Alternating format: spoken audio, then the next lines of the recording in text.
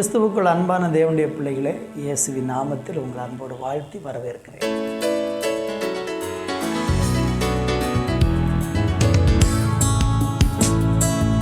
என்ன என் ஆனந்தம், என்ன என் ஆனந்தம் சொல்லக்கூடாது. என்ன என் ஆனந்தம், என்ன என் ஆனந்தம் சொல்லக்கூடாது. மன்னன் கிறிஸ்து என் பாவத்தை எல்லாம் மன்னித்து விட்டாரே. மன்னன் கிறிஸ்து என் பாவத்தை எல்லாம் மன்னித்து விட்டாரே.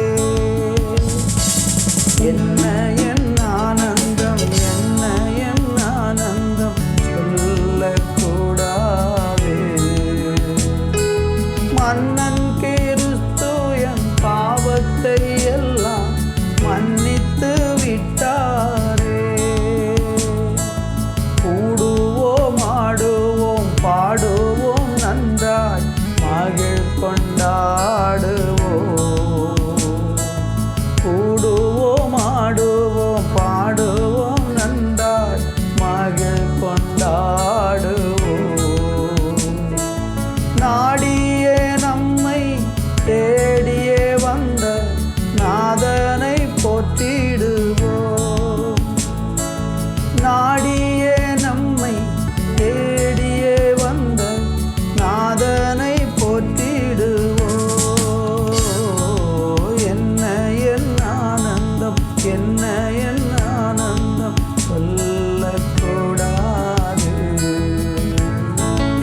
என்ன என் ஆனந்தம், என்ன என் ஆனந்தம் சொல்லக்கூடாது. மன்னன் கிறிஸ்து என் பாவத்தை எல்லாம் மன்னித்து விட்டாரே. மன்னன் கிறிஸ்து என் பாவத்தை எல்லாம் மன்னித்து விட்டாரே. நல்ல தகப்பனே, 2000 வருஷங்களுக்கு முன்பாக இந்த பூவுலகத்தில் நீங்கள் இறங்கி வந்து எங்களுடைய எல்லாருடைய பாவங்களையும் உங்கள் தோளில் சுமந்து சிலுவையில் எங்களுக்காக நீங்கள் மரித்ததற்காக நன்றி. நாங்கள் பாவ அடிமைத்தனத்தில் இருந்தோம், சாப அடிமைத்தனத்தில் இருந்தோம்.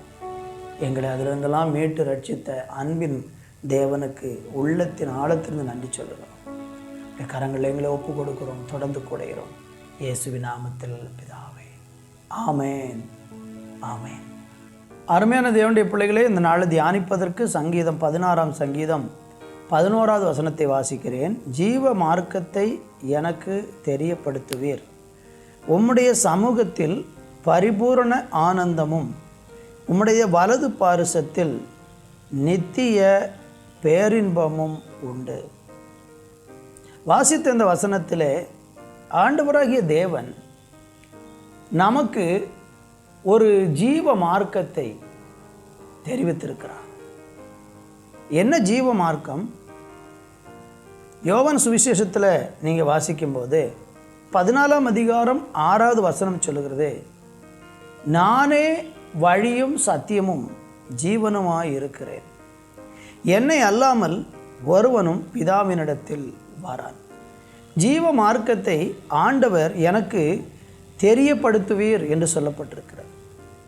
இயேசு கிறிஸ்துவை ஒரு மனுஷன் அறியும் போது அவனுக்கு கிடைக்கிற உண்டாகிற அந்த விலையேற பெற்ற ஆசீர்வாதத்தை தான் இந்த வசனம் நமக்கு சொல்லுகிறது. ஜீவ மார்க்கத்தை எனக்கு தெரியப்படுத்துவீர். அதை ஒரு மனுஷன் அந்த இயேசு கிறிஸ்து என்கிற வழியும் சத்தியமும் ஜீவனும் ஆகிய அந்த இயேசு கிறிஸ்துவை ஒரு மனுஷன் அறிந்து கொள்ளும் போது அவனுக்கு ஆண்டவர் கொடுக்கிற ஆசீர்வாதம் என்ன? உம்முடைய சமூகத்தில் பரிபூரண ஆனந்தமும் வலது பார்சத்தில் நித்திய பேரின்பமும் உண்டு. இயேசுவை அறிந்து கொள்வது தான் உலகத்தில் மனுஷனுக்கு கிடைச்சதிலே மிகப்பெரிய சந்தோஷம். இயேசுவை ஏற்றுக்கொண்டு அவருடைய பிள்ளையாக மாறுகிறதன் மூலம் இந்த உலகத்தில் அது மாதிரி சந்தோஷம் வேறு எதுவும் கிடையாது. ஏனென்றால் இயேசுவை ஏற்றுக்கொண்டு அவருடைய பிள்ளையாய் மாறுகிறவங்களுக்கு அப்புறம் பயமோ வேதனையோ ஒன்றுமே இல்லை. சில நேரம் வேதனைகள் வந்தாலும் அந்த இயேசு கிறிஸ்துவை அறிகிற அந்த அறிவின் மூலமாய் அவருடைய சமூகத்திலே பரிபூரண ஆனந்தமும் நித்திய பேரின்பமும் அவனுக்குள்ளே இருக்கிறதுனால அந்த பாடுகளில் கலங்க மாட்டான். எபிரேயர் 12:2 சொல்லுகிறது, அவர் தமக்கு முன் வைத்திருந்த சந்தோஷத்தின் பொருட்டு அவமானத்தை எண்ணாமல் சிலுவையை சகித்து தேவனுடைய சிங்காசனத்தின் வலது பார்சத்தில் வீற்றிருக்கிறார். அவருக்கு முன்பாக வைத்திருக்கிற அந்த சந்தோஷத்தின் பொருட்டு அவமானத்தை எண்ணலை. காரணம் என்ன? அதுதான் இயேசுவை ஒரு மனுஷன் அறியும் போது அவனுக்கு கிடைக்கிற அந்த நித்திய சந்தோஷம், நித்திய பேரின்பம். அந்த நித்திய சந்தோஷமும் நித்திய பேரின்பமும் அவனுக்குள்ளே இருக்கும்போது அவமானத்தை சகித்து பாடுகளை சகித்து அந்த உலகத்தின் எந்த துன்பங்கள் வந்தாலும் அதை எல்லாவற்றையும் சகித்து கொண்டு முன்னேறுவதற்கு ஆண்டவராகிய தேவன் உதவி செய்வார். சின்ன பிரச்சனை வந்தவுடனே சோர்ந்து போயிடுறீங்களா? ஒரு வியாதி வந்தவுடனே தளர்ந்து விடுறீங்களா? ஒரு போராட்டம் வந்த உடனே மனம் கசந்து அழுகிறீங்களா? இப்படி நீங்கள் வெறுப்போடும் விரக்தியோடும் இன்றைக்கி வாழ்ந்து கொண்டிருக்கீங்கன்னா ஆண்டவர் உங்களுக்கு வாக்கு பண்ணுறாரு. அவருடைய சமூகத்தில் நீங்கள் வந்து ஜீவ மார்க்கத்தை, ரட்சிப்புக்கான அந்த மார்க்கத்தை, பரலோகத்துக்குரிய அந்த ஒரே வழியாகிய இயேசுவை நீங்கள் அறிந்து கொண்டால் இந்த உலகத்தின் எல்லா பாடுகளையும் ஜெயமுள்ள வாழ்க்கை, சமாதானமுள்ள வாழ்க்கை, ஆறுதலான ஒரு வாழ்க்கை வாழ்வதற்கு கர்த்தர் உங்களுக்கு உதவி செய்வார். இன்றைக்கி அதற்கு நீங்கள் முன் வருவீங்களா? அப்படியானால் இன்றைக்கு இயேசுவை உங்களுடைய இரட்சகராக ஏற்றுக்கொள்ள முன் வாருங்க. அவருடைய சமூகத்தில் பரிபூர்ண ஆனந்தம் இருக்கிறது.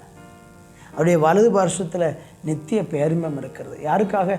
உங்களுக்காக, நமக்காக.